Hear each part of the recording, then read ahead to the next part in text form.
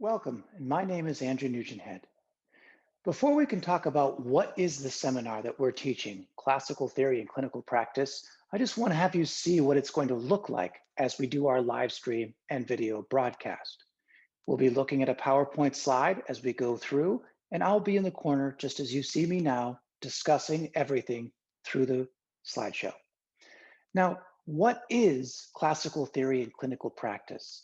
And it's understanding Chinese medicine, physiology, and pathology in the clinic in a useful way. And so, what we have to do is learn to see the physiology and pathology of the human as our medical ancestors did. If we don't see that the same way they did, when we read their books, we won't take the same information they were trying to give us. And only way to do that is to learn the worldview of the ancient scholars who shaped our medical ancestors. And so our medical ancestors read books which shaped their world and therefore shaped the medicine that they practiced and wrote about. But what's very important is by understanding to see things the way they did and think the way they did, we're going to take this perspective out of the esoteric because for them, this was very tangible. This was a medicine that was designed to treat influenzas and colds and battle wounds and dog bites and grandma with whatever is happening. It was a medicine that was designed to be complete.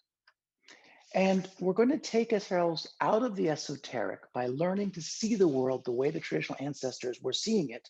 And we're going to return it to being a tangible part of our daily lives. And that's a big focus of our seminar is understanding this traditional perspective till it becomes our perspective and part of our daily lives. Once it is part of our daily view of the world, our understanding of how things work, then we want to bring this daily perspective to our clinical practice. Our clinical practice should not be separate from the classical view that our medical ancestors had. And so by doing this, we can practice as our medical ancestors did. Thus, we can understand the books they left us and removing the esoteric, make them very useful, tangible books that will shape us. Now, what will we cover in this seminar? The first thing we will cover is the traditional view of our medicine as it was practiced when the Neijing was written, when the Shanghanlun was written, when the Zhenjiu Jiayi Jing, when Shenlong Bancao. That traditional perspective is what we're going to look at. We're then going to see qi from several different directions. We're going to be looking at qi throughout our seminar, first from physiological and heaven and earth and weather to the person, to qi and blood, to pathogenic qi, to upright qi, to how the emotions affect the qi. We really need to grasp qi because that is the fundamental source of our existence. We also need to reframe our relationship and our belief system of what yin and yang is.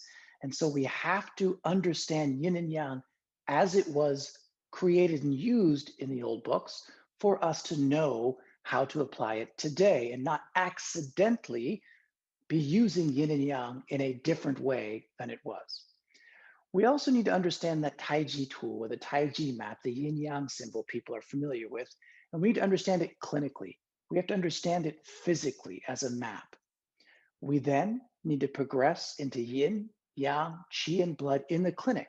What does it mean when we are looking at these aspects in a patient, a real patient with a real condition, and how do we view what they have in a framework of yin, yang, qi, and blood? And that's going to lead us to a clinical perspective on pulses.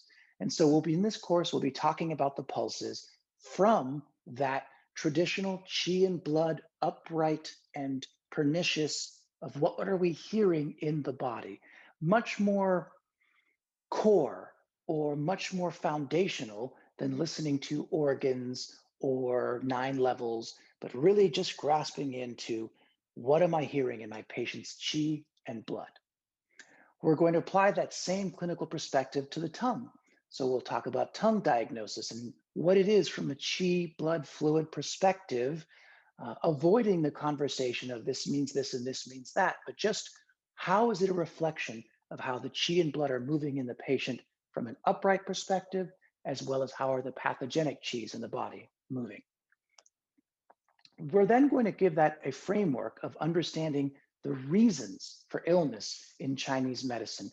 And of course, we've all memorized that there's the internal reasons, the external reasons, and the neither internal nor external reasons, but we're going to reframe them back to their traditional understanding from a qi perspective.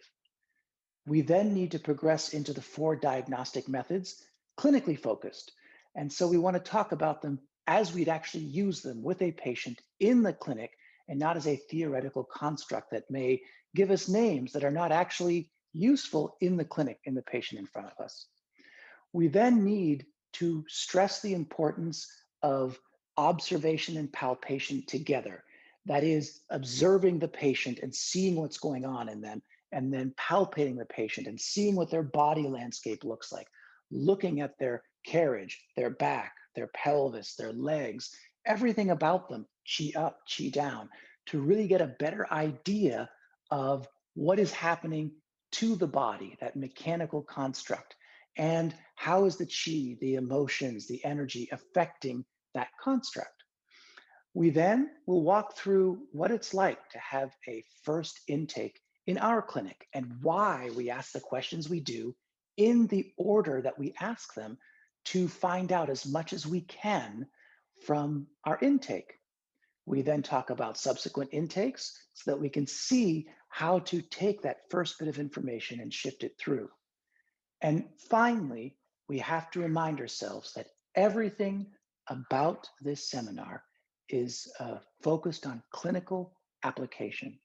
It is about using this in the clinic. And so we will then talk about patients from our clinic, real people with real conditions that we really have treated, and explain their mechanism of health and illness from the classical perspective of qi and blood. Finally, because we are a virtual live stream program, we've added 2 extra days, the Monday and the following Monday, an hour and a half each of question and answer. On that first Monday, our hosts, UG Seminar, will be providing a group of questions based on the weekend. And then during the week, attendees are encouraged to send email questions to us, and we will go through them and select the best ones to answer that which we feel will benefit the entire group. So 2 different sessions of question and answer to really allow people to digest the information, ask questions, and then learn from our feedback. So I hope you will join us. It'll be a live stream, November 20 to 22nd. All the information is on the website. And then after the live stream, it will be immediately available for our attendees watching. So do join us, because I do feel this is the most important seminar I have taught to date, and will hopefully help you reframe how you see and practice Chinese medicine to be more in alignment with how our medical ancestors did, so that it'll give you better access to understanding the information they left us. Thank you.